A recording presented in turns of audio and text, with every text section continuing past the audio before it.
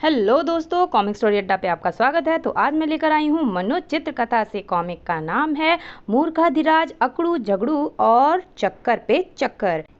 इससे पहले मैं कॉमिक पढ़ चुकी हूँ मूर्खाधिराज, अकड़ू झगड़ू और पापड़ों का व्यापार। उसमें कैसा व्यापार हुआ ये तो आप लोगों ने देख ही लिया, लेकिन ये चक्कर पे चक्कर क्या चक्कर है ये तो पता चलेगा कॉमिक में आगे बढ़ने से पहले। लेकिन उससे पहले अगर आप लोगों ने चैनल को सब्सक्राइब नहीं किया है तो सब्सक्राइब कर लीजिए। और अब बढ़ते हैं सीधा अपनी कॉमिक की तरफ। हमारी कॉमिक का नाम है मूर्खाधिराज, अकड़ू झगड़ू और चक्कर पे चक्कर। देखिए, इसकी कथा है अशोक महाजन के, चित्रांकन है राम वैरकर और संपादन है विमल चटर्जी के। यहाँ से कॉमिक शुरू होती है। अकड़ू और झगड़ू दो गहरे दोस्त थे। दोनों अव्वल दर्जे के मूर्ख तथा बेरोजगार थे। हफ्ते 10 दिन में कहीं जाकर कोई छोटा मोटा काम मिल जाता तो रोटी पानी का इंतजाम हो जाता, वरना राम भरोसे बेचारे अभावों से त्रस्त जिंदगी की थोड़ी गाड़ी को किसी न किसी तरह खींच रहे थे। एक दिन दोनों दोस्त पार्क की बेंच पर बैठे आराम अपना अपना रोना रो रहे थे। यार अकड़ू, इस प्रकार कब तक चलेगा? अकड़ू एकदम चौंका। क्या मतलब? कौन कब तक चलेगा? अरे तुम चौंक क्यों गए? मैं तो यह कह रहा था, इस तरह निठल्ले बैठे गुजारा कैसे चलेगा? ओह, मैं कुछ और ही समझा था। पर क्या करें दोस्त, इस दुनिया ने हमें कभी किसी लायक समझा ही नहीं। तुम दुनिया की बात करते हो, मैं तो कहता हूँ भगवान ने भी हमें किसी लायक नहीं समझा। अगर समझा होता तो भला वह हमारी तकदीर इतनी घटिया क्यों लिखता? दुनिया भर के दुख, दर्द, परेशानी व निर्धनता हमारी ही तकदीर में लिख दी उसने। आखिर क्यों? भगवान अन्यायी है, उसने हमारे साथ अन्याय किया है। लोग तो कोठियों में रहते हैं, कारों में घूमते हैं, जबकि हमारे लिए रोटी तक के लाले पड़े हुए हैं। तभी एकाएक झगड़ू की दृष्टि एक सड़क बोझा ढोते एक मजदूर पर पड़ी, जिसके पीछे एक सेठ बड़ी सावधानी से मजदूर के सर पर रखे माल को देखता चल रहा था। झगड़ू को मजदूर को देखकर युक्ति सूझी। अरे यार अकड़ू, हम तो एकदम बेवकूफ हैं। यह कोई नई बात नहीं कि सारी दुनिया यही कहती है। झगड़ू मुंह बनाकर बोला, मूर्ख, मैं वह बात नहीं कह रहा हूँ, काम धंधे की बात कर रहा हूँ। काम हमारे पास है और हम बेकार बैठे हैं। काम की बात सुनकर अकड़ू के मुंह से लार टपकने लगी, जैसे उसने रसगुल्ले का खोए या कोई मिठाई की बात सुन ली हो। क्या कहा? हमारे पास? क्या हमारे पास? कौन सा? जल्दी बताओ ना। वो देखो मजदूर, झल्ली वाला। झगड़ू ने मजदूर की तरफ उंगली उठा दी। यानी कि हम बोझा उठाएंगे? हर्ज ही क्या है? अकड़ू ने मुंह बनाया। तुम्हारा दिमाग चल गया है। यह टट्टू पूजिए वाला काम हम करेंगे? पहले ही क्या हम अपनी जिंदगी का बोझ नहीं ढो रहे जो लोगों का बोझा ढोएंगे? काम कोई छोटा बड़ा नहीं होता, फिर मेहनत में काहे की शर्म। फिर ईश्वर की कृपा से इस काम के लिए हमारी सेहत भी बहुत अच्छी है। क्या सेहत अच्छी होने का मतलब यह है कि हम बोझा ढोएं? इस काम में बहुत कमाई है। एक चक्कर के कम से कम 10 रुपए होंगे। सोच, दिन भर की यदि हम 25 चक्कर भी लगाएं तो 50 रुपए हो जाएंगे। 50 तुम्हारे 50 मेरे, यानी 100 रुपए और 3000 रुपए महीना। इस बार अकड़ू ने भी आश्चर्य से पलकें झपकाईं। और क्या? और इसी गणित से 36,000 रुपए सालाना। 36,000! दोस्त की बढ़ती गणना से अकड़ू के मन में रोमांच भरता जा रहा था। इस प्रकार तो हम थोड़े ही वर्षों में लखपति हो जाएंगे। और फिर वह भी इस काम के प्रति ललायत हो उठा। फिर हमारे पास भी कोठी होगी, कार होगी, दौलत होगी। यह सब जरूर होगा, परंतु पहले इस काम को शुरू तो करें। हाँ हाँ, शुभ काम में देरी कैसी? हम आज से ही क्यों अभी इस काम में छुट जाते हैं। यह हुई ना मर्दों वाली बात। तो फिर लगे नारा। अमिताभ बच्चन जिंदाबाद। अमिताभ बच्चन उनका मन पसंदीदा हीरो था। कोई भी शुभ काम करने से पहले वह ऐसा नारा अवश्य लगाते थे। इस प्रकार बोझा ढोने का पक्का इरादा कर दोनों सदर बाजार में आ बैठे। सदर बाजार थोक बाजार के नाम पर विख्यात था। बड़ी संख्या में व्यापारी खरीदारी के लिए यहाँ आते थे। वे सामान खरीदकर ट्रांसपोर्ट तक पहुँचाने के लिए झल्ली वालों की सहायता करते थे। ग्राहक आएगा तो पहले 4 रुपए बताऊंगा। कितने कम करवा लेगा? 2 रुपए तो देगा ही। आगे। तभी ग्राहक आया। वह देखो झगड़ू, सेठ इधर ही आ रहा है। और सेठ के निकट आते ही दोनों ने घात लगाए भेड़िए के समान सेठ रूपी बकरी को घेर लिया। दास है सेवा का, हुक्म दीजिए सेठ जी। हम किसी भी प्रकार का बोझा उठाने में चैंपियन हैं। जिंदगी का बोझा भी बखूबी उठाया है हमने। आज्ञा दीजिए, आपका कौन सा सामान उठाना है? उन दोनों मस्करों को अपने सामने देख सेठ बौखला सा गया। तुम बोझा उठाने वाले हो? तो क्या हम तुम्हें घसियारे दिखते हैं? आपको संदेह क्यों हुआ सेठ जी? भाई, तुम्हारी शक्ल देखकर तुम तो पढ़े लिखे शब्द दिखते हो। सेठ ने उनसे पीछा छुड़ाने के लिए उन्हें मस्का लगाया, पर अकड़ू झगड़ू ने इसे सच समझा और एक ठंडी सी सांस छोड़ते हुए बोले, हाय सेठ जी, तुम पहले व्यक्ति हो जिसने हमारी वास्तविकता को समझा है, वरना लोग तो हमें गंवार, अनपढ़ और आवारा मस्करे ही समझते हैं। आप बहुत महान हैं सेठ जी, मगर हम अपनी महानता से बहुत प्रभावित हुए हैं सेठ जी। आपका बोझा हम मुफ्त में ही उठाएंगे। मगर मुफ्त वाली बात अकड़ू को अच्छी न लगी, अतः वह झगड़ू को समझाने लगा, अरे ओ महादानी, तेरा दिमाग ठीक है या नहीं? अभी तो पौनी बट्टा भी नहीं हुआ। यह मुफ्त का चक्कर नहीं चलेगा, अन्यथा सारे दिन भर मुफ्त वाले ग्राहक ही आएंगे। अरे यह तो मैंने सोचा ही नहीं। तो बुद्धि का प्रयोग किया करो ना। फिर अकड़ू सेठ की ओर देखता हुआ खिसियाती हंसी हंसता हुआ बोला, हे सेठ जी, मेरा दोस्त का मतलब है हम आपका बोझा बहुत कंसेशन अर्थात सस्ते में ढोएंगे। बताइए सामान कहाँ है? सामान? कौन सा सामान? सेठ ने हैरानी से उन्हें देखा। वही जिसे आप हमसे उठवाना चाहते हैं, मगर मेरे पास तो कोई सामान नहीं है। अब की बार अकड़ू ने उसे घूर कर देखा। क्यों मजाक कर रहे हो सेठ? सामान नहीं तो क्या तुम हमें उठाएं तो हम तुम्हें उठाएंगे? क्या बक रहे हो? झगड़ू की बात पर सेठ क्रोधित हो उठा। इससे पहले कि वह कुछ और कह पाता, तो हम बक रहे हैं?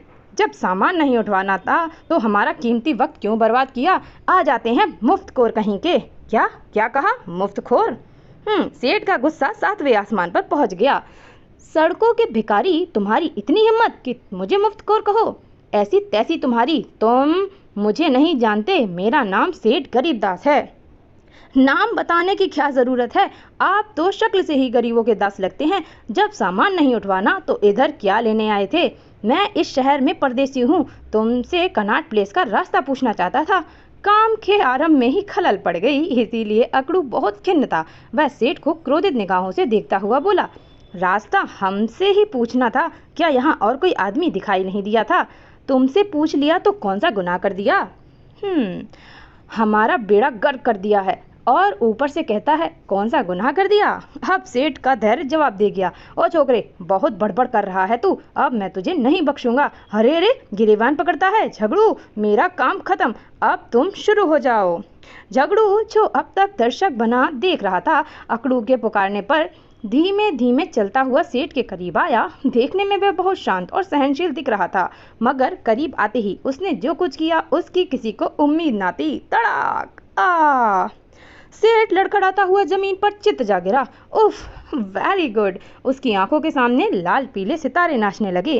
पहले तो सेठ ने भयभीत हो झगड़ू को देखा, फिर क्रोध में बल खाता हुआ उठा। तुमने मुझे थप्पड़ मारा? जी सेठ जी। झगड़ू को क्रोध न आता था, अतः उसने शांत स्वर में बड़ी शिष्टता से कहा, मैं तुम्हें पुलिस के हवाले कर दूंगा। तुम ना केस करूंगा। तुम मुझे नहीं जानते, मेरा नाम गरीबदास है। तभी सेठ की दृष्टि एक गश्त लगाते पुलिस कांस्टेबल पर पड़ी। वह जोर जोर से चिल्लाने लगा, पुलिस पुलिस। पुलिस कांस्टेबल के कानों में भी सेठ की आवाज पड़ी। ओह, कोई पुलिस सहायता को पुकार रहा है। भाई, अब क्या? कांस्टेबल उधर ही दौड़ पड़ा। कदाचित कोई जेब तराश या चोर पकड़ लिया गया है, तभी इतनी भीड़ लगी है। पुलिस वाले को अपनी तरफ आता देख अकड़ू और झगड़ू ने चुपचाप खिसक लेने में ही भलाई समझी। भाग ले बेटा, वरना पुलिस वाला मार मार कर लाल कर देगा। और अगले ही पल, अबे भागते हो डरपोक, रुक तो जरा। मगर अब अकड़ू झगड़ू कहाँ रुकने वाले थे? वे नाक की सीध में दौड़ते चले गए। जब पुलिस वाला वहां पहुंचा, क्या बात है सेठ जी, क्या आपने ही मुझे पुकारा था? हाँ, वह देखो हवलदार साहब, वो दोनों बदमाश छोकरे जो भाग रहे हैं, पकड़ लो उन्हें। लेकिन उन्होंने किया क्या? थप्पड़ मारा है मुझे। सुनकर पुलिस वाला बड़ी मुश्किल से अपनी हंसी रोक पाया। सिर्फ थप्पड़ ही मारा है? तुम इसे सिर्फ कहते हो, जबकि उन कमबख्त ने एक ही थप्पड़ मेरा जबड़ा ढीला कर दिया। तुम्हारे लिए यह छोटी सी बात है। सेठ बिगड़कर बोला, तुम यहाँ बातों में वक्त बर्बाद कर रहे हो। वे छोकरे भागे जा रहे हैं। अगर मेरा शहर होता तो मेरे एक ही इशारे पर पूरा पुलिस डिपार्टमेंट दौड़कर उनका पीछा कर रहे होते। कौन सा शहर है आपका?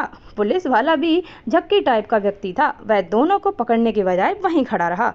अनारगंज। हाँ, बड़ा अजीब नाम है, पहली बार सुन रहा हूँ। यह नाम क्या भारत में ही है?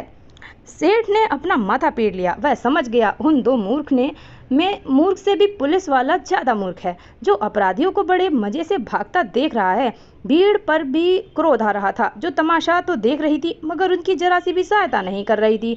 अतः वह चिढ़कर बोला, भारत में ही नहीं अफ्रीका में है। अपराधियों को तो आपने भाग जाने दिया। कृपया कर इतना ही बता दीजिए कि कनॉट प्लेस कैसे पहुंचा जा सकता है? अरे, आपको कनॉट प्लेस जाना है? पास में ही है, मेरी ड्यूटी भी उधर ही है। चलिए, मैं भी आपको साथ लिए चलता हूँ। सेठ ने सोचा, जाने या जबकि पुलिस वाला रास्ते में कितना बोर करे, इसीलिए बोला, धन्यवाद हवलदार साहब, आप सिर्फ रास्ता बता दें, मैं स्वयं ही चला जाऊंगा। जैसी आपकी मर्जी। इस सड़क से सीधे जाकर बाएं, फिर दाएं, फिर 2 चौराहे आएंगे, वहां से दाएं घूमकर आगे वाले चौराहे पर आ जाएं, वहां से कनॉट प्लेस पास ही है। समझ गए ना? उसने इस तरह से रास्ता बताया कि सेठ ने उसका पीछा छुड़ा लेना ही बेहतर समझा। अतः बोला, जी हाँ हवलदार साहब, पहुंच जाऊंगा। आपने इतनी अच्छी तरह रास्ता जो समझा दिया है। हे। हवलदार बेहुदी हंस दिया और सेठ मन कुड़ाता हुआ वहां से चल दिया। इधर अकड़ू झगड़ू पुलिस वालों को देख इतना तेज दौड़े कि पीछे मुड़कर वह देखे ही नहीं कि वास्तव में कोई पुलिस वाला उनके पीछे दौड़ भी रहा था कि नहीं। पर इस पर भी अपने आप को सुरक्षित महसूस न कर रेड लाइट से एक डीटीसी की बस पर चढ़ गए। वे इतना अधिक घबरा गए, यह भी नहीं सोच सके कि जेब में एक फूटी कौड़ी भी नहीं है। शुक्र है बला टली, जान बचे तो लाखों पाए, लौट के बुद्धू घर को आए। लेकिन अभी जान बची कहाँ थी, जान तो फंसने वाली थी, क्योंकि बस में 2 एटीआई चढ़ गए थे। यार अकड़ू, बोझा उठाने के काम का मुहूर्त ही खराब हुआ। अन्यायी भगवान की लीला देख ली, जो भी काम करने लगते हैं पहले ही फांसी मार देते हैं कि तभी टिकट प्लीज। टिकट? कैसे टिकट? श्रीमान जी, यात्रा पत्र। एटीआई को देखकर उन्हें याद आया कि वे हड़बड़ाहट में बस में चढ़ गए थे, जबकि उनके पास टिकट के पैसे ही नहीं थे। मगर अब क्या हो सकता था, गलती तो हो चुकी थी। इसीलिए झगड़ू बात बनाते हुए बोला, पत्र? क्या यात्रा के लिए कोई पत्र लिखना होता है?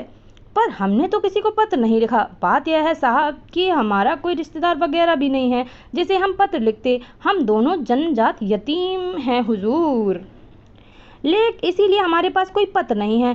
पत्र दिखाना क्या बहुत ज़रूरी है? एटीआई समझ गया कि ये दोनों महामूर्ख हैं या फिर उड़ने की चेष्टा कर रहे हैं। एटीआई ने दोनों को घूर कर देखा, जैसे निश्चित कर रहा हो कि दोनों किस श्रेणी के जीव हैं। फिर बोला, ओह, तो तुमने टिकट नहीं लिया? बिना टिकट यात्रा करना जुर्म है, इसीलिए 10-10 रुपए जुर्माने के। हाँ, आप 10-10 रुपए की बात करते हैं, हमारे पास तो 10 पैसे भी नहीं है साहब जी। अगर जुर्माना ना दोगे तो 15 दिन की जेल हो जाएगी। बाप रे, जेल मगर किस जुर्म में? बिना टिकट यात्रा करने के जुर्म में। बताइए, जुर्माना दोगे या जेल में जाना चाहोगे? हमें छोड़ दीजिए साहब जी, हम आगे से कभी बिना टिकट यात्रा नहीं करेंगे। पकड़े जाने पर हर कोई यही कहता है। और एटीआई ने सीटी बजाकर बस रुकवा ली। चलो नीचे उतरो, हमें छोड़ दीजिए, हम भगवान से आपके बाल बच्चों की खुशहाली की प्रार्थना करेंगे। बकवास बंद करो और नीचे उतरो। चलो। बस में एक यात्री ऐसा भी था जो बड़ी देर से अकड़ू झकड़ू को देख रहा था। यह दोनों व्यक्ति मेरे काम के साबित हो सकते हैं। यह सोच वह व्यक्ति भी बस से नीचे उतर गया और एटीआई के पास पहुंचा। देखिए, मैं इन दोनों के जुर्माने के रुपए भरने को तैयार हूँ, आप इन्हें छोड़ दीजिए। यह कौन है? बहुत पहुंचा हुआ धर्मात्मा लगता है। आपका परिचय? परिचय से आपको कोई मतलब नहीं होना चाहिए। यह लीजिए जुर्माने के 20 रुपए। ठीक है साहब, यहाँ हस्ताक्षर कर दीजिए। और इस प्रकार वह अजनबी व्यक्ति, जिसका नाम हीरा उस्ताद था, अकड़ू झगड़ू को जेल जाने से बचाकर अपने साथ ले आया। भाई साहब जी, हम आपका यह एहसान जिंदगी भर नहीं भूलेंगे। आप जैसे धर्मात्मा पुरुष आज की दुनिया में बहुत ही कम दिखाई देते हैं। भगवान आपकी आत्मा को शांति दे। हीरा उस्ताद समझ चुका था कि दोनों मूर्ख हैं, अतः उसने झगड़ू की बात को बुरा नहीं माना और हंसता हुआ बोला, झगड़ू, तुम मेरी आत्मा को शांति क्यों दिलवा रहे हो? मैं अभी जीवित हूँ। क्या फर्क पड़ता है जनाब, कभी तो आप मरेंगे ही। मैंने भगवान से एडवांस में ही दुआ मांग ली। क्यों अगड़ू, मैंने कुछ गलत किया क्या? कतई नहीं। वैसे भी आजकल की दुनिया में इंसान का क्या भरोसा, आज है कल नहीं, इसीलिए जो काम निपट जाए वह अच्छा है। करेक्ट। आपने कबीर का दोहा नहीं सुना जनाब? कल करे जो आज करे सो अब। पल में झगड़ू ने आधा दोहा ही पड़ा था कि बस इतना दोहा ही काफी है। आपकी मर्जी, आप हमें यहाँ क्यों लाए हैं? तुम दोनों करते क्या हो? हमारे पास करने लायक दुनिया में है ही क्या? झगड़ू ने अपने चेहरे पर बड़े ही दयनीय भाव पैदा करते हुए कहा। क्या मतलब? मतलब कहाँ है जनाब? सब बेमतलब कहो। बोझा ढोने का प्रोग्राम बनाया था, मगर भगवान ने एक सेठ के माध्यम से बाजी मार दी। मैं समझा नहीं। अरे जनाब, जब हम ही आज तक कुछ नहीं समझ सके तो आप क्या खाक समझेंगे? ओह, तुम हर बात को घुमाते फिराते क्यों हो? सीधी तरह क्यों नहीं बताते? क्या करें जनाब, जब से होश संभाला है जिंदगी में लट्टू की तरह घूम रहे हैं। कुछ सीधा हो तो बताएं ना। मैं पूछ रहा हूँ, काम धंधा क्या करते हो? वही तो समझा रहे हैं जनाब, बेरोजगार हैं। यानी कि फिलहाल कुछ भी नहीं करते हो? जी नहीं जनाब, करते तो सब कुछ हैं, बस काम ही नहीं मिलता। शुक्र है, मुझे भी ऐसे ही मूर्ख और बेरोजगार आदमी चाहिए थे जो धन के लालच में मेरा काम अनभिज्ञता से ही करते रहें। मैं तुम्हें एक काम दिला सकता हूँ, करोगे? अरे नेकी और पूछ काम क्या है? मेरे पीछे आओ, अभी बता देता हूँ। हीरा उस्ताद अकड़ू झगड़ू को अपनी कोठी के गुप्त द्वार से तहखाने में ले आया, जहाँ बहुत से व्यक्ति विभिन्न प्रकार के बच्चों के खेलने का खिलौना बना रहे थे। हैं, तहखाने में फैक्ट्री चल रही है? बड़ा रहस्य स्थान है। वह अकड़ू झगड़ू को फैक्ट्री के साथ ही बने एक ऑफिस सरीखे शीशे के केबिन में ले गया। तुम दिन में एक बार टैक्सी से यह बैग कलवा परचून वाले के पास पहुंचाने हैं। यह रहा उसके पते का कार्ड। इन बैग में क्या है यह जानने की तुम्हें कोई आवश्यकता नहीं, फिर भी बता देता हूँ। इनमें खिलौने हैं प्लास्टिक के। ठीक है, हम काम करेंगे, पर हमें मजदूरी क्या मिलेगी? 100 रुपये रोज तुम्हें और इतने ही तुम्हारे दोस्त को। 100 रुपये रोज? सिर्फ इतने से काम के? अगर ईमानदारी से काम कर रहे हो तो तनख्वाह बढ़ाई भी जा सकती है। बोलो, करोगे काम? बिल्कुल करेंगे जनाब। हमें क्या किसी पागल कुत्ते ने काटा है जो हम इतना बढ़िया काम करने से इनकार करेंगे? तो ठीक है, बैग उठाओ और यह माल कलवा परचून वाले के यहाँ पहुँचा दो। उनका पता उस कार्ड पर लिखा है। बहुत अच्छा जनाब, चलो झगड़ू। दोनों खुशी खुशी बैग उठाए और चलने लगे तो हीरा ने फिर टोका। सुनो, कलवा परचून वाले से कहना हीरा उस्ताद के पेट में दर्द है, आम पापड़ दे दें। आम पापड़ और पेट में दर्द? हाजी जनाब, आम पापड़ से पेट का दर्द दूर हुआ करता है क्या? कहिए तो आपको हकीम साहब से चूर्ण की गोली ले आऊं? फालतू बकवास नहीं। एकाएक हीरा का चेहरा कठोर हो उठा। वह दोनों के करीब आकर चेतावनी भरे स्वर में बोला, ध्यान से सुनो, जितना तुमसे कहा जाए उतना ही करो। सबसे पहले कलवा परचून वाले से यही कहना, वह समझ जाएगा, समझे? जी। ये लो 20 रुपये टैक्सी से जाना और लौट आना। और अकड़ू झगड़ू के चले जाने के पश्चात, हेलो कलवा परचून वाला। हाँ, बोल रहा हूँ। सुनो बॉस, हमारे तमाम आदमी पुलिस की नज़र में आ गए हैं, इसीलिए हमारे धंधे में जो कठिनाई आ रही थी वह मैंने दूर कर ली है। अच्छा, वह कैसे? मैंने 2 ऐसे मूर्ख आदमियों की खोज निकाला है जिन पर पुलिस को कतई शक नहीं हो सकता। मैंने 5-5 किलो हीरोइन और अफीम खिलौनों में छुपाकर तुम्हारे पास भेजी है। कोड वर्ड भी बता दिया है, होशियारी से माल ले लेना। बहुत अच्छा। बेचारे अकड़ू और झगड़ू को क्या पता था कि वे खतरनाक तस्करों के गिरोह में फंस गए हैं। वे खुशी खुशी उत्साह से खिलौनों को लेकर कलवा परचून वाले की दुकान पर पहुंचे। यह रही कलवा परचून वाले की दुकान। काम निपटा कर दिहाड़ी खरी करते हैं। दुकान पर पहुंचते ही, हीरा उस्ताद के पेट में दर्द है, आम पापड़ दे दो, यह खिलौने ले लो। और यह रहा दूसरा बैग। दुर्भाग्य से एक पुलिस ऑफिसर दुकान के करीब से गुजर रहा था। उसने कानों में अकड़ू झकड़ू के शब्द पड़े तो वह रुक गया। अजीब बात है, परचून वाले को खिलौने दे रहे हैं और पेट के दर्द के लिए आम पापड़ मांग रहे हैं। चक्कर क्या है? और उसका शक्की किस्म का पुलिस मस्तिष्क सक्रिय हो उठा। कलवा परचून वाला समझ गया कि वह दोनों माल लेकर आए हैं, मगर पुलिस ऑफिसर को खड़ा देख वह सकपका गया और बात बनाता हुआ ऊंचे स्वर में बोला, जी नहीं, बासमती चावल नहीं, दालें हैं। साथ ही उसने दोनों को आंख मारकर समझाने की चेष्टा की, मगर वह दोनों कहाँ समझने वाले थे। अंततः मूर्खतापूर्ण स्वर से अकड़ू बोला, अजी जनाब, चावल किस उल्लू के पट्टे ने मांगे हैं आपसे? पुलिस वाले के संदेह ने जड़ पकड़ ली। वह दुकान की तरफ चला आया तो कलवा परचून वाला बुरी तरह घबरा गया। अच्छा, चावल नहीं मांगे, कोई बात नहीं, मैं दाल तौलता हूँ। कमाल है, आप बहरे हैं या आगरे के पागलखाने से छूट कर आए हैं? कौन गधा तुम्हें दाल तौलने के लिए कह रहा है? वह पुलिस वाले की तरफ इशारा करता हुआ बार बार दोनों को इशारे कर रहा था, मगर अकड़ू झगड़ू उनका अभिप्राय भला कहाँ समझने वाले थे। आपकी आंखों में क्या कोई जानवर घुस गया है जो बार बार आंख मार कर झपका रहे हो? अजी जनाब, यह खिलौने रखिए, हमें आम पापड़ दीजिए ताकि हम चलें यहाँ से। दुकानदार बात बदलने की असफल चेष्टा कर रहा है। कोई ना कोई चक्कर जरूर है। भला एक परचून वाला खिलौने क्यों बेचने लगा और आम पापड़? देखना ही पड़ेगा क्या माजरा है। दुकानदार पुलिस ऑफिसर को देख चाटुकारिता भरे स्वर में बोला, आइए इंस्पेक्टर साहब, कहिए क्या दिक्कत करूं? पुलिस ऑफिसर ने एक प्लास्टिक का खिलौना उठा लिया और उनका मुआयना करने लगा। यह क्या है? खिलौने हैं मजदूर, हे। यह हमारे हैं हुजूर, पर बिक्री के लिए नहीं है, इसीलिए बेच नहीं सकते। तभी पुलिस वाले ने खिलौनों को थोड़ा दबाया तो खिलौने के दो हिस्से में विभक्त हो गए। अरे हीरोइन! मामला बिगड़ते देख कलवा परचून वाला भाग निकला। अरे आप कहाँ भाग रहे हैं? आम पापड़ तो देते जाइए। पुलिस ऑफिसर चौंका। उसने रिवॉल्वर निकालकर कलवा परचून वाले को ललकारा।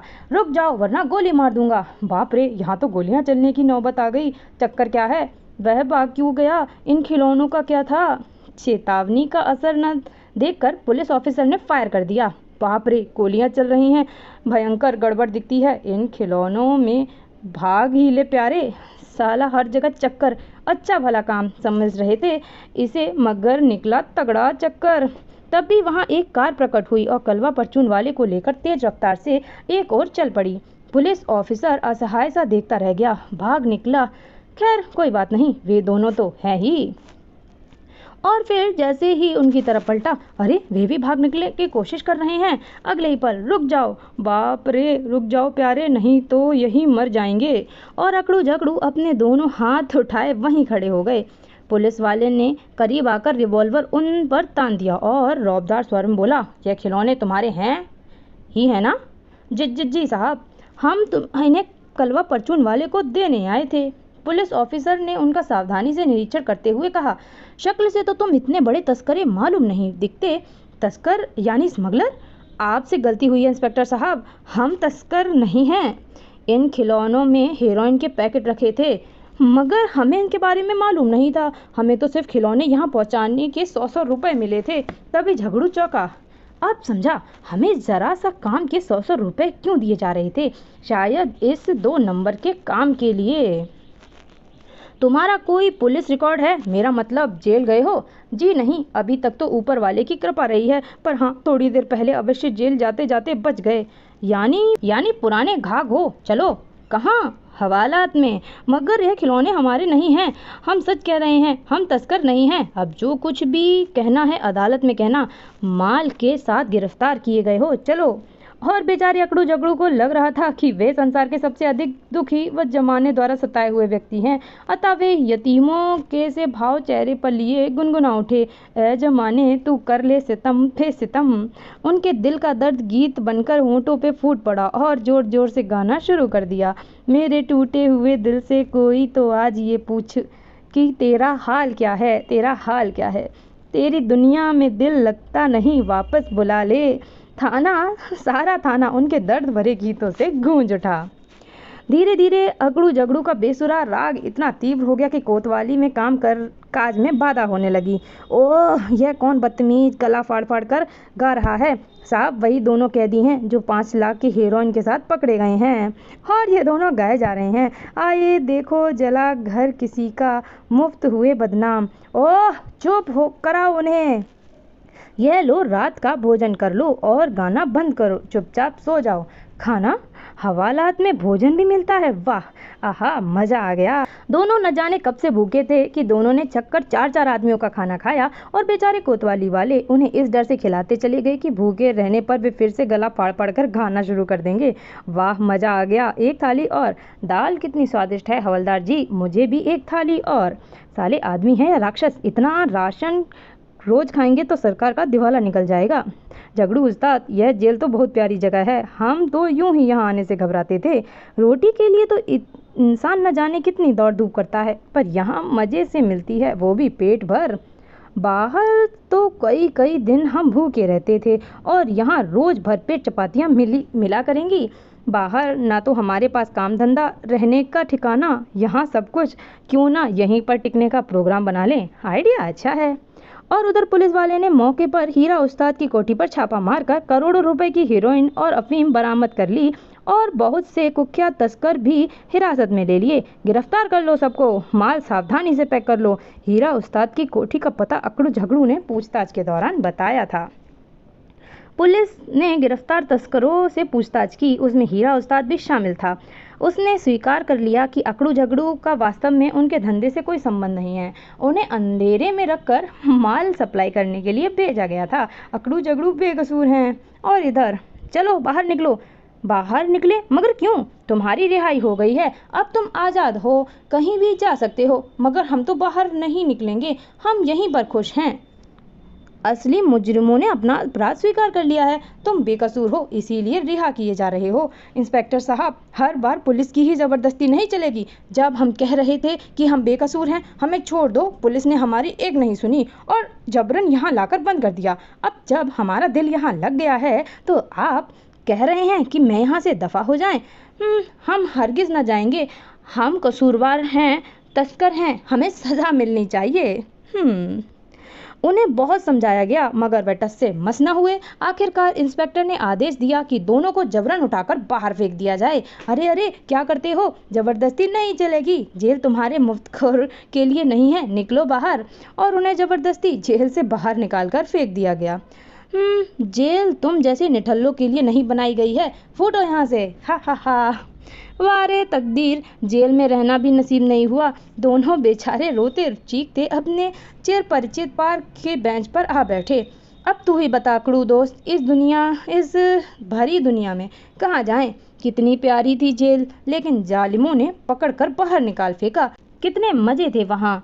यहाँ फिर वही काम का चक्कर, रोटी पानी की चिंता। अचानक अकड़ू जोश में भरकर बोला, हिम्मत क्यों हारता है दोस्त? इतिहास गवाह है, दुनिया में जो भी व्यक्ति का महान बना है उसी पर संकट आया है। यह सब तो महानता के लक्षण हैं। सच? और वह फिर नए उत्साह से रोजगार की तलाश में जुट गए।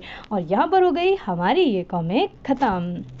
तो ये थी हमारी कॉमिक का नाम था मूर्खाधिराज, अकड़ू झगड़ू और चक्कर पे चक्कर। फिलहाल काफ़ी चक्करों में फंस कर भी वो खुश थे। आप लोग बताइए आपको ये कॉमिक कैसी लगी? काफ़ी समय बाद मैं कॉमिक्स लेकर आई हूँ, कोशिश करूँगी कि आगे भी कॉमिक ऐसे ही लाती रहूँ। तो बताइए आपको ये कॉमिक कैसी लगी? अगर पसंद आई हो तो वीडियो को लाइक कीजिएगा, चैनल को सब्सक्राइब करना बिल्कुल भी ना भूलिएगा। मिलती हूँ आपको फिर से। धन्यवाद।